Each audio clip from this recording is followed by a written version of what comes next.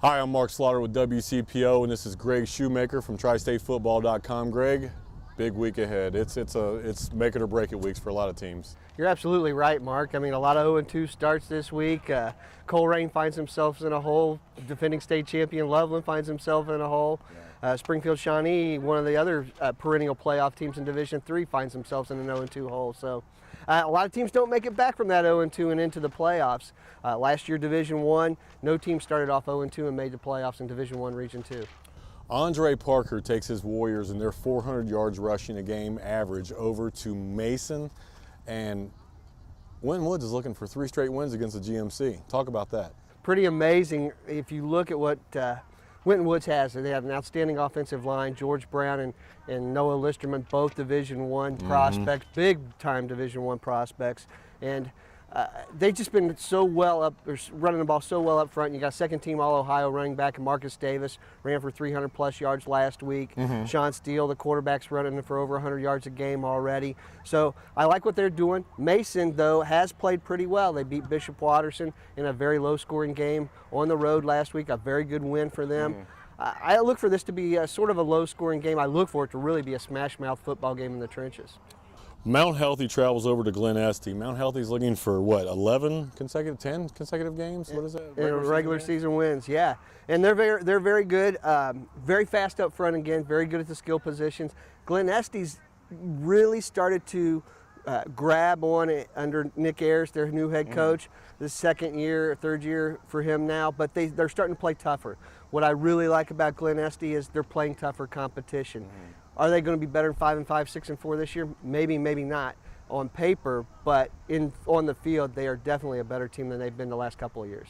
Our game of the week is going to be right here at Ross. Western Brown's coming from way over from the east side to Ross to play.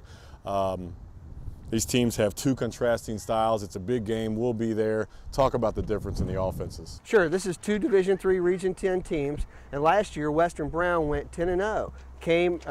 Ross went to Western Brown last year, lost by 3, and a very, very good football game. Came down to the wire.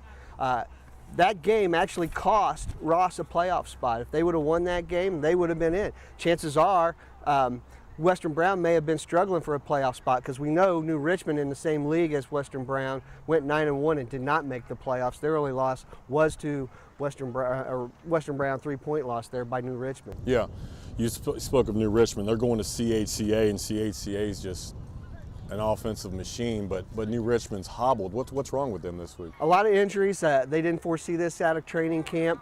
Coach had 11 guys injured on the first week of the season. Yeah. This week they're a little bit more healthy. He's looking forward to the Prince Salmons versus Tyler Salmons matchup. Prince is the outstanding defensive lineman for the CHCA Eagles, and then Tyler Salmons, the second-team All-Southwest District performer on the offensive line as a sophomore last year. So should be a good matchup in the trenches.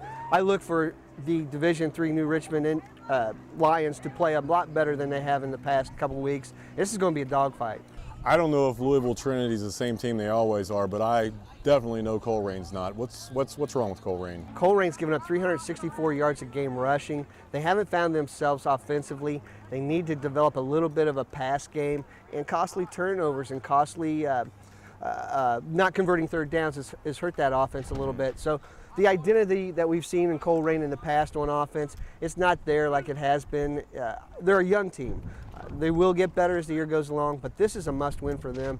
Last time they started 0-2, they finished 8-2 and missed the playoffs. And I think that was about 4 or 5 years ago. Dixie Heights crosses the river and goes over to Turpin to play Rob Stoll's Spartans. What are we looking for in that game? This is one of those interstate matchups. I'd like to see more of this, Mark. I'd like to see a Simon Kenton come across the river and play a Turpin or a Dixie Heights every year. Dixie Heights playing a Turpin or so on and so forth. I like these matchups. It's good for everybody to get out and get a feel of somebody outside their league and across the state. And look for both teams won last week. Dixie Heights rebounded after a slow, sluggish first game start. I look for them to play very well. Drew Moore had 4 touchdowns last week rushing, the quarterback. He's got his game pretty much balanced. One of those rare quarterbacks with more than 20 touchdowns rushing and passing for his career. He's Greg Shoemaker. I'm Mark Slaughter. Hopefully we'll see you Friday night.